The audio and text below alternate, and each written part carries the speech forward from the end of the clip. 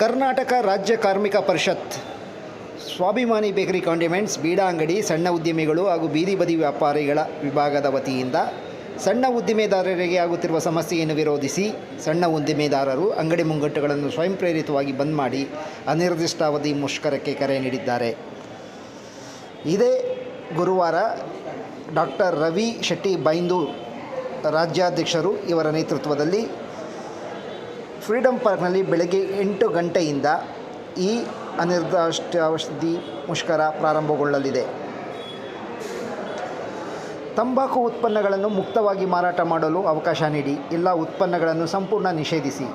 ನಾವು ಕಳ್ಳರಲ್ಲ, ಸ್ವಾಭಿಮಾನಿಗಳು. ನಾವು ಹಣ ಕೊಟ್ಟು ತಂದ ವಸ್ತುಗಳನ್ನು ಇಲಾಖೆಯವರು ಹೊತ್ತೊಯ್ಯುವ ಅಧಿಕಾರವನ್ನು ಮೊಟಕುಗೊಳಿಸಿ, ನಮಗೆ ವ್ಯವಹಾರ ನಡೆಸಲು ಸರಿಯಾದ ಸಮಯವನ್ನು ನಿಗದಿಪಡಿಸಿ. ನಮ್ಮ ಮೇಲೆ ಅಧಿಕಾರಿಗಳು ನಡೆಸುವ ದರ್ಪ ನಿಲ್ಲಲಿ. ಕೋಟಾ ಕಾಯ್ದೆ ಹೆಸರಿನಲ್ಲಿ ನಮ್ಮ ಮೇಲೆ ನಡೆಯುವ ದೌರ್ಜನ್ಯ ನಿಲ್ಲಲಿ. ಕುಡಿ ರೌಡಿಗಳ ಉಪಟಳಕ್ಕೆ ಕಡಿವಾಣ ಹಾಕಿ ಸ್ವತಂತ್ರ ಭಾರತದ ಪ್ರಜೆಗಳಾದ ನಮಗೆ ಸ್ವತಂತ್ರವಾಗಿ ನೆಮ್ಮದಿಯಿಂದ ಬದುಕಲು ಅವಕಾಶ ಕೊಡಿ. ಇಂಥದ್ದೇ ನ್ಯಾಯಯುತ ಬೇಡಿಕೆಗಳನ್ನು ಇಟ್ಟುಕೊಂಡು ಕರ್ನಾಟಕ ರಾಜ್ಯ ಕಾರ್ಮಿಕ ಪರಿಷತ್ ರಾಜ್ಯಾಧ್ಯಕ್ಷರಾದ ರವಿ ಶೆಟ್ಟಿ ಬೈಂದೂರವರ ನೇತೃತ್ವದಲ್ಲಿ ಗುರುವಾರ 18 ಜೂನ್ರಂದು ಬೆಳಗ್ಗೆ 8 ಗಂಟೆಗೆ ಫ್ರೀಡಂ ಪಾರ್ಕ್ನಲ್ಲಿ ಅನಿರ್ದಿಷ್ಟಾವಧಿ ಮುಷ್ಕರವನ್ನು ಕೈಗೊಳ್ಳಲಿದೆ.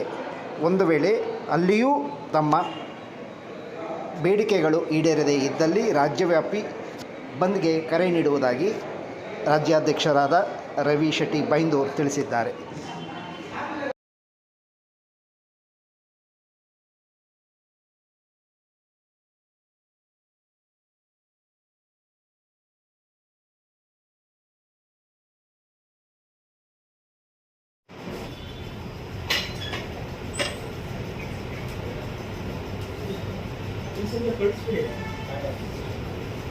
ಇವರಿಗೆ ಗಂಡಸವರಿಗೆ ಕಳಿಸಿಲ್ಲ, ಅವ್ರಿಗೆ ಕಳಿಸ್ಬಿಡಿ. ನಂಬರ್ ಇದೆಯಲ್ಲ ನಿಮಗೆ. ಇವತ್ತು ಬಹಳಷ್ಟು ಮಾಧ್ಯಮದವರು ಬರಬೇಕಾಗಿತ್ತು. ಆದ್ರೆ ಯಾಕೆ ಬಹಳಷ್ಟು ಮಾಧ್ಯಮದವರು ಬರಲಿಲ್ಲ ಅಂತ ಹೇಳಿದ್ರೆ, ನಿನ್ನೆ ಎಲ್ಲರೂ ನಮ್ಮ ಆಫೀಸಿಗೆ ಬಂದು ಉದ್ದೇಶ ಅಷ್ಟೇ. ಯಾಕಂದ್ರೆ ನಾನು ಲೈವ್ ಬಂದ್ರೆ ಈಗಿದೆ, ಈ ತರ ಒಂದು ಪ್ರತಿಭಟನೆ ಇದೆ, ಒಪ್ಕೊಳ್ತೀವಿ ಅಂದ ತಕ್ಷಣ ನಿನ್ನೆ ಬೆಳಗ್ಗೆ ಸಂಜೆವರೆಗೂ ಬಂದಿದ್ದಾರೆ. ಮಾಧ್ಯಮದಲ್ಲಿ ಕೂಡ ನೀವು ಗಮನಿಸಿದ್ರಿ, ಎಲ್ಲ ಮಾಧ್ಯಮಗಳಲ್ಲೂ ಬಹಳಷ್ಟು ಮಾಧ್ಯಮಗಳಲ್ಲಿ ಬಂದಿತ್ತು. ಹಾಗಾಗಿ ಇಲ್ಲಿ ಕಡಿಮೆ ಅವ್ರಿಗೆ, ಯಾಕಂದ್ರೆ ದಿನಪೂರ್ತಿ ನಾವು ಕೆಲಸ ಕೊಡ್ತಾನೆ ಇರ್ತೀವಿ. ಯಾಕಂದ್ರೆ ಅಲ್ಲಿ ಸ್ಟಿಕ್ಕರ್ ಅಂಟಿಸೋದು, ಅಲ್ಲಿ ಕಪ್ಪು ಪಟ್ಟಿ ತರಿಸುವಂಥದ್ದು, ಈ ತರದೆಲ್ಲ ಇರ್ತದೆ ನಮ್ದು ಹೋರಾಟದಲ್ಲಿ ನಾನಾ ವಿಧದ. ಹಾಗಾಗಿ ಪ್ರತಿದಿನ ಇದು ಮಾಡೋದ್ರಿಂದ ಇವತ್ತು ಸ್ವಲ್ಪ ಸಂಖ್ಯೆಯಲ್ಲಿ ಕಡಿಮೆ ಆಗಿದೆ. ಪರವಾಗಿಲ್ಲ, ಎಲ್ಲರೂ ನೀವು ನಮ್ಮವರೇ. ಹಾಗಾಗಿ ನಮಗೆ ನಿಮ್ಮ ಮೇಲೆ ಅತೀವ ಅಭಿಮಾನ ಮತ್ತು ಗೌರವ. ಇಲ್ಲಿ ಈ ಹೋರಾಟ ಯಾಕೆ ಅಂತ ಹೇಳಿದ್ರೆ, ಇತ್ತೀಚಿನ ದಿನಗಳಲ್ಲಿ ನೀವು ಬಹಳ ಗಮನಿಸಿರಬಹುದು, ನನಗೆ ಮಂತ್ರಿಗಿರಿಯನ್ನ ಕೊಡಿ, ನನಗೆ ಕೊಟ್ಟಿರುವ ಮಂತ್ರಿಯನ್ನ ಬದಲಾಯಿಸಿ ಕೊಡಿ, ಈ ರೀತಿಯಾಗಿ ಪ್ರತಿಭಟನೆಗಳು ನಡೀತಾ ಇದೆ. ನಮ್ಮ ಮತ್ತೆ ಕೆಲವೊಂದಷ್ಟು ನನ್ನ ಏರಿಯಾಕ್ಕೆ ನೀರಿನ ಹರಿಬಿಡಿ, ನಮ್ಮ ಇದಕ್ಕೆ ಅಭಿವೃದ್ಧಿಯನ್ನ ಕೊಡಿ, ನನಗೆ ಅಥವಾ ಈ ಪೋಸ್ಟಿಂಗ್ ಕೊಡಿ ಅಂತ ಹೋರಾಟಗಳು ನಡೆಯೋದು ಸಹಜವಾಗಿ. ಈ ಸಲ ವಿಶೇಷವಾದ ಹೋರಾಟ ಏನಂತ ಹೇಳಿದ್ರೆ, ನಮ್ಮನ್ನ ನೆಮ್ಮದಿಯಾಗಿ ಬದುಕಕ್ಕೆ ಬಿಡಿ, ಇಲ್ಲ ನೀವು ಒಂದು ಕೊಟ್ಟು ವಿಷ ಕೊಡಿ. ಎರಡೇ ಕಾನ್ಸೆಪ್ಟ್. ಒಂದು, ನೆಮ್ಮದಿಯಲ್ಲಿ ನಮ್ಮನ್ನು ಬದುಕಲಿಕ್ಕೆ ಬಿಡಿ, ಇಲ್ಲ ಅಂತ ಹೇಳಿದ್ರೆ ನೆಮ್ಮದಿ ಮತ್ತು ನಿರ್ಭೀತಿ ಬದುಕಲಿಕ್ಕೆ ಅವಕಾಶ ಕೊಡಿ, ಇಲ್ಲ ಅಂದ್ರೆ ನಮ್ಗೊಂದು ದೊಡ್ಡ ವಿಷ ಕೊಟ್ಟು ಬಿಡಿ ಅಂತ ಒಂದು ಪರಿಸ್ಥಿತಿ ನಿರ್ಮಾಣ ಆಗಿದೆ. ಏನಪ್ಪಾ ಅಂತ ಪರಿಸ್ಥಿತಿ? ಸಣ್ಣ ಉದ್ದಿಮೆದಾರ ಅಂದ್ರೆ ಯಾರು? ಸಣ್ಣ ಉದ್ದಿಮೆದಾರ ಮೊದಲ ಹಂತದಲ್ಲಿ ಕಾರ್ಮಿಕನಾಗಿದ್ದು, ಕಾರ್ಮಿಕನಿಂದ ಮಾಲೀಕನಾಗುವ ಮೊದಲ ಮೆಟ್ಟಿಲು ಸಣ್ಣ ಉದ್ದಿಮ ಅಂತ. ಸಣ್ಣ ಉದ್ದಿಮೆದಾರರು ಬಹಳಷ್ಟು ಉದ್ಯೋಗವನ್ನ ಸೃಷ್ಟಿ ಮಾಡಿದ್ದಾರೆ ಮತ್ತು ಬಹಳಷ್ಟು ತೆರಿಗೆಯನ್ನು ಕಟ್ಟುವಂತ, ತೆರಿಗೆ ಪಾವತಿಸುವಂತರು ಇದ್ದಾರೆ. ಯಾಕಂದ್ರೆ ಎಲ್ಲಾ ವಸ್ತುಗಳು ತಗೊಳ್ಳುವಾಗ, ಇನ್ಕ್ಲೂಡ್ ಒಂದು ಚಾಕ್ಲೇಟ್ ತಗೊಳ್ಳುವಾಗ ಕೂಡ ಆ ಟ್ಯಾಕ್ಸ್ ಗಳನ್ನ ಪೇ ಮಾಡೇ ಬಂದಿದೆ. ಅಂತವರಿಗೆ ಯಾವ ರೀತಿ ಪರಿಸ್ಥಿತಿ, ಯಾರಿಂದ ಪರಿಸ್ಥಿತಿ ಈ ರೀತಿ ಆಗ್ತಾ ಇದೆ? ಸರ್ಕಾರವೇ ನಿರ್ಮಿಸಿರುವಂತ ಕಾನೂನು ಕಾಯ್ದೆಗಳಿಂದ ತೊಂದರೆ ಆಗ್ತಾ ಇದೆ. ಸರ್ಕಾರದ ಸಂಬಳ ಅಂದ್ರೆ ಜನರ ತೆರಿಗೆ ಹಣದಿಂದ ಸರ್ಕಾರ ನೀಡುತ್ತಿರುವ ಸಂಬಳವನ್ನು ಪಡೆಯುತ್ತಿರುವಂತಹ ಸರ್ಕಾರಿ ಅಧಿಕಾರಿಗಳು, ಕೆಲವು ಪೊಲೀಸ್ ಅಧಿಕಾರಿಗಳು, ಕೆಲವು ಜಿಬಿಎ ಅಧಿಕಾರಿಗಳು, ಇವರಿಂದ ತೊಂದರೆ ಆಗ್ತಾ ಇದೆ. ಅವರಿಂದ ರಕ್ಷಣೆಯನ್ನ ಕೊಡಿ ಅಂತ ಕೇಳುವಂತ ಪರಿಸ್ಥಿತಿ ಬಂದಿರೋದಕ್ಕೆ ವಿಷಾದ. ಇವತ್ತು ಕೋರ್ಟ್ ಪಾರ್ಕ್ ಸರ್ಕಾರದ ಕಾಯ್ದೆ ಯಾವ್ದಪ್ಪ ಅಂತ ನೀವು ಕೇಳುವುದು. ಕೋಟ್ಪಾ ಕಾಯ್ದೆ ಅಂತ ಹೇಳಿದ್ದಾರೆ. ಪಾಪ ಇದರಲ್ಲಿ ಪೊಲೀಸ್ ಇಲಾಖೆ ಮತ್ತು ನಾವು ಸುಮ್ಮನೆ ಮುಖ ಇದಾಗುವಂತ ಪರಿಸ್ಥಿತಿ ಬಂದಿದೆ. ಕೋಟ್ಪಾ ಕಾಯ್ದೆಯಲ್ಲಿ ಏನಿದೆ? ನೀವು ಸಿಂಗಲ್ ಸಿಗರೇಟ್ ಅನ್ನ ತಗೋಬಾರ್ದು, ಒಂದು ಸಿಗರೇಟ್ ಅನ್ನ ತಗೋಬಾರ್ದು, ನೀವು ಪ್ಯಾಕೆಟ್ ಅನ್ನ ತಗೋಬೇಕು. ಅಂದ್ರೆ ಅದೇನ್ ಹೇಳ್ತಾ ಇದೆ ಅಂದ್ರೆ, ನೇರವಾಗಿ ಆದೇಶ ಏನ್ ಹೇಳ್ತಾ ಇದೆ ಅಂದ್ರೆ, ನೀವೆಲ್ಲರೂ 1, 2 ಅಥವಾ 3 ಹೊತ್ತು ಊಟದ ಜೊತೆ, ತಿಂಡಿ ಜೊತೆ, ಕಾಫಿ ಜೊತೆ ತಗೊಳ್ಳೋರು ಅದೆಲ್ಲ ಮಾಡಬೇಡಿ, ಒಂದು ಪ್ಯಾಕೆಟ್ ತಗೊಂಡು ದಿನೆಲ್ಲ ಹೊಡ್ಕೊಂಡು ಕೂತ್ಕೊಳ್ಳಿ ಅನ್ನೋ ಒಂದು ರೀತಿಯಲ್ಲಿ ಹೇಳ್ತೇನೆ. ಅದು ಅದರ ಅರ್ಥ. ಮತ್ತೆ ಜನನಿಬಿಡ ಪ್ರದೇಶದಲ್ಲಿ ನೀವು ಸಿಗರೇಟ್ ಅನ್ನ ಸೇಯಬಾರದು. ಜನನಿಬಿಡ ಪ್ರದೇಶ ಇಲ್ಲ ಅಂದ್ರೆ, ಇದು ರಾಜಾಜಿನಗರದಲ್ಲಿ ಇದೀವಿ ಈಗ ನಾವು ಆಲ್ರೆಡಿ. ಇಲ್ಲಿಂದ ಜನನಿಬಿಡ ಪ್ರದೇಶ ಬೇಡ ಅಂತ ಹೇಳಿದ್ದೆ ಹೋದಾದ್ರೆ ನಾವು ಕನಿಷ್ಠ 20 ಕಿಲೋಮೀಟರ್ ಆಚೆಗೆ ಹೋಗ್ಬೇಕು. ಆ 20 ಕಿಲೋಮೀಟರ್ ನಾವು ಆಚೆಗೆ ಹೋಗ್ಬೇಕು ಅಂತ ಹೇಳಿದ್ದೆ ಹೋದಾದ್ರೆ ಸುಮಾರು 2 ಅವರ್ ನಾವು ಈ ಟ್ರಾಫಿಕ್ ನಲ್ಲಿ ಇದ್ದೇವೆ. ಒಂದು ಸಿಗರೇಟ್ ಇವರು ಕೊಟ್ಟಿದ್ದೆ, ಒಂದು ಪ್ಯಾಕೆಟ್ ಕೊಟ್ಟಿದ್ದಾರೆ ಆಲ್ರೆಡಿ ನನ್ನ ಕೈಗೆ. ಆ ಒಂದು ಪ್ಯಾಕೆಟ್ ಸೇರಿಕ್ಕೆ 10 ಅಂದ್ರೆ 20 ಗಂಟೆ ನಾನು ಅಲ್ಲೇ ಹೋಯ್ತು. ಅಂದ್ರೆ ಈ ರೀತಿ ಅಸಂಬದ್ಧ ಕಾನೂನುಗಳನ್ನ ತಂದಿದ್ದಾರೆ. ಅದನ್ನ ಸಂಪೂರ್ಣವಾಗಿ ಒಂದು ನಮಗೆ ತಂಬಾಕಿನ ಪರವಾಗಿಲ್ಲ ನಾವು, ಜರ್ದದ ಪರವಾಗಿಲ್ಲ ನಾವು, ಸಿಗರೇಟಿನ ಪರವಾಗಿಲ್ಲ ನಾವು, ನೀವು ಅದನ್ನು ಸಂಪೂರ್ಣವಾಗಿ ನಿಷೇಧ ಮಾಡಬೇಡಿ. ಕರ್ನಾಟಕದಲ್ಲಿ ನಿಮ್ಮ ಹತ್ರ ಅಲ್ಲ ಆಡಳಿತ ಇರುವಂತದ್ದು, ಕರ್ನಾಟಕದಲ್ಲಿ ಸಂಪೂರ್ಣ ನಿಷೇಧ ಮಾಡಿ. ನಿಮಗೆ ನಿಷೇಧ ಮಾಡ್ಲಿಕ್ಕೆ ಆಗಲ್ವಾ? ನಮಗೆ ಮುಕ್ತವಾಗಿ ಮಾರಾಟ ಮಾಡ್ಲಿಕ್ಕೆ ಅವಕಾಶ ಇದೆ.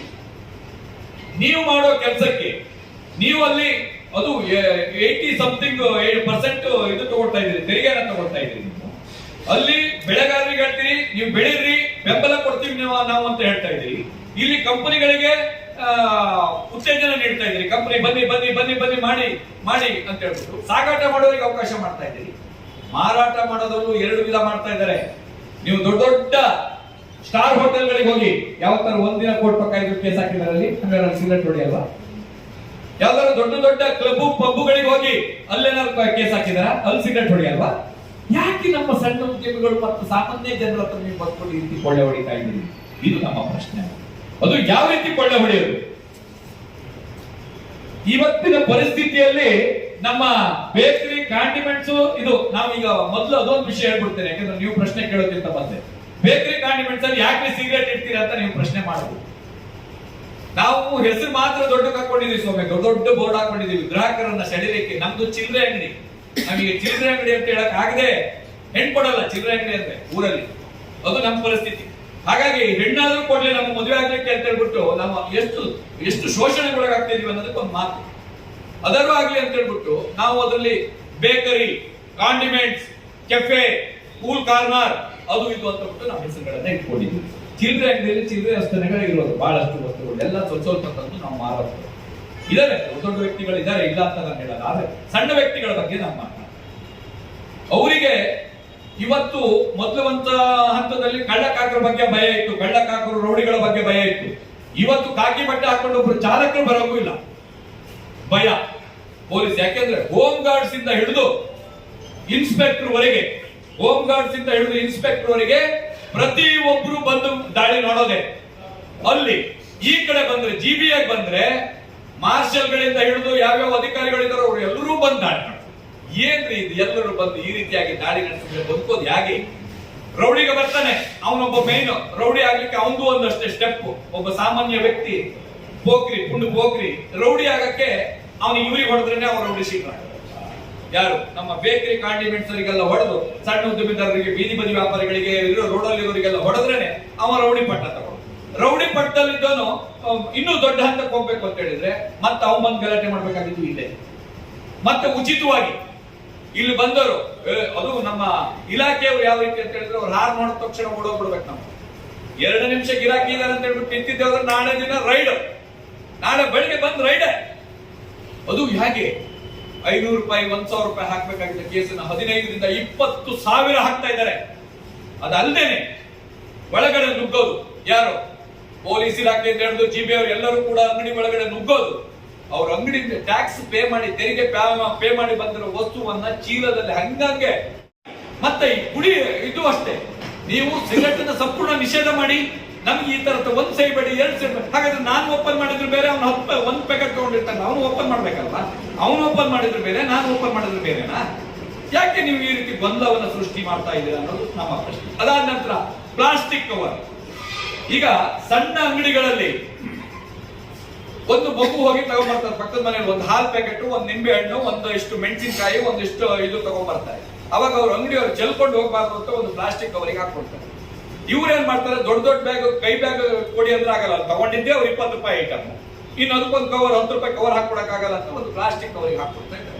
ಪ್ಲಾಸ್ಟಿಕ್ ಪರವಾಗೂ ಇಲ್ಲ, ಈಗ ಹೇಳ್ತಾ ಇದೀವಿ ಪ್ಲಾಸ್ಟಿಕ್ ನಿಷೇಧಿಸಿ, ನೀವು ನಿಷೇಧ ಮಾಡಿದ್ರಿ.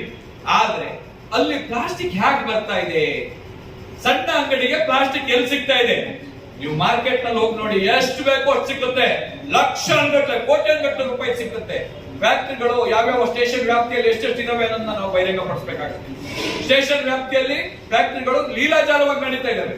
ಅವ್ರು ಯಾರನ್ನ ಮುಟ್ಟ ಒಂದು ಕವರೇಜ್ ಮಾಡಿದಕ್ಕೆ 3,000 ರಿಂದ 5,000 ರೂಪಾಯಿ ದಂಡ. ಇಲ್ಲೂ ಕೂಡ ನಾವು ಅದಾದ ನಂತರ ನೀವೆಲ್ಲ ಮೊದಲು ನೋಡಿದ್ರಿ, ಬಿಳಿ ಚೀಲ ಬಂತು, ಬಟ್ಟೆ ಚೀಲ, ಇದನ್ನು ಯೂಸ್ ಮಾಡಿ, ಇನ್ನು ಪ್ಲಾಸ್ಟಿಕ್ ಮುಟ್ಬೇಡಿ ಅಂತ ಆಯ್ತು. ಅದಕ್ಕೂ ಸರಿ ಅಂತ ನಾವು ಅದನ್ನು ಯೂಸ್ ಮಾಡಕ್ ಶುರು ಮಾಡಿದ್ವಿ. ಈಗ ಮೊನ್ನೆಯಿಂದ ಹೇಳ್ತಾ ಇದ್ದಾರೆ, ಅದರಲ್ಲಿ ಕ್ಯಾನ್ಸರೀಕರಣ ಆಗುವಂತ, ಕ್ಯಾನ್ಸರ್ ಬರುವಂತ ವಸ್ತು ಇದೆ, ಅದರಲ್ಲಿ ಪ್ಲಾಸ್ಟಿಕ್ನ ಅಂಶ ಇದೆ, ಆದ್ರಿಂದ ಅದನ್ನು ಮಾರಿದ್ರು ಕೂಡ ನಿಮ್ಮನ್ನ ಸೀಸ್ ಮಾಡ್ತೀವಿ.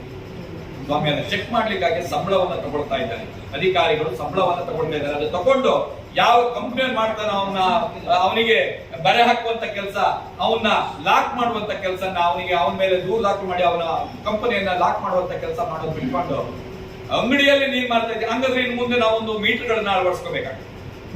ಇದರಲ್ಲಿ ಕ್ಯಾನ್ಸರ್ ಅಂಶ ಎಷ್ಟಿದೆ, ಯಾವ್ದ್ರಲ್ಲಿ ಏನಿದೆ ಅಂತ ಚೆಕ್ ಮಾಡುವಂತ ಮೀಟರ್ಗಳನ್ನು ಕೂಡ ನಾವು ತಗೋಬೇಕಾದಂತ ಪರಿಸ್ಥಿತಿ ನಮ್ಮಲ್ಲಿ ನಿರ್ಮಾಣ. ಕೆಲವರು ಹೇಳ್ತಾರೆ, ಸಿಗರೆಟ್ ಸೇಲಿಕ್ಕೆ ಒಂದು ಸಿಗರೆಟ್ ಜೋನ್ ಮಾಡಿ ಅಂತ ಹೇಳ್ತಾರೆ. ಜೋನ್ ಮಾಡಿದ್ರೆ ಹೊಗೆ ಪೈಪಲ್ಲಿ ಹೋಗ್ತಾ ಇರುತ್ತೆ. ಬೇರೆ ಬೇರೆ ದೊಡ್ಡ ದೊಡ್ಡ ಮಲ್ಟಿನ್ಯಾಷನಲ್ ಕಂಪನಿಗಳು ನೋಡಿ, ಅದು ಸಾಮಾಜಿಕಕ್ಕೆ ಹೋಗೋದು. ಅದಾದ ನಂತರ ಹಪ್ತ ಮಾಮೂಲು ಪೊಲೀಸ್ ಇಲಾಖೆಯವರಿಗೆ, ಕೆಲವರು, ಎಲ್ಲರೂ ಅಲ್ಲ, ಬಹಳ ಒಳ್ಳೆ ಜನರು ಇದ್ದಾರೆ, ಆದ್ರೆ ಕೆಟ್ಟ ಜನ ಜಾಸ್ತಿ ಇದ್ದಾರೆ. ಅವರು ಬಂದ್ ಹಾರ್ನ್ ಹೊಡೆಯುವಾಗಿಲ್ಲ, ಓಡೋಗಿ ಕೊಡ್ಬೇಕಲ್ಲ, 200 ರೂಪಾಯಿ 500 ರೂಪಾಯಿ ಹೀಗೆ ಕೊಡ್ಬೇಕು. ನೋಡಿ ಯಾವ ಮಟ್ಟಕ್ಕಿದೆ ಅಂತ ಹೇಳಿದ್ರೆ, ಮೊನ್ನೆ ಒಂದು ಇನ್ಸಿಡೆಂಟ್ ನಡೀತದೆ. ನಮ್ಮ ಪೌರ ಕಾರ್ಮಿಕರು ಅವರು ಕೂಡ ನಮ್ಮನ್ನ ಹೆದರಿಸುವಂತ ಮಟ್ಟ ಬಂದ್ಬಿಟ್ಟಿದೆ. ಅವ್ರು ಕೂಡ ಅಂದ್ರೆ ಅವರಿಗೆ ಘನತೆ ಬಹಳ ದೊಡ್ಡದಿದೆ, ಅವರನ್ನ ನಾವು ಬಹಳ ಗೌರವಿಸ್ತೇವೆ. ಆದ್ರೆ ಅವರು ಯಾವ ರೀತಿ ಒಂದು ದೊಡ್ಡ ಹೋಟ್ಲಿಗೆ ಹೋಗಿ ಕಸವನ್ನ, ಹಸಿ ಕಸ, ಒಣ ಕಸ ಎಲ್ಲ ಇದ್ದಿದ್ದನ್ನ ಅವರು ಒಳಗಡೆ ಹೋಗಿ ಎತ್ಕ ಬಂದು ಇದಕ್ಕೆ ಹಾಕ್ತಾರೆ. ಆದ್ರೆ ನಮ್ಮವ್ರು ಏನಾದ್ರೂ ಒಂದು ಚೂರು ಒಂದಿನ ಮಿಕ್ಸ್ ಮಾಡಿದ್ದೆ ಹೋದ್ರೆ ತೆಗೆದು ಬಿಸಾಕಿ ಹೋಗಿದ್ದ ಉದಾಹರಣೆ ಇದೆ ಸರ್. ಒಂದು ಹಣ್ಣಿನ ಜ್ಯೂಸ್ ಒಂದು ಸಿಪ್ಪೆ ಇತ್ತಂತ ಹೇಳಿ ಡ್ರೈ ಇದ್ರಲ್ಲಿ, ಇದನ್ನ ಏನಿದು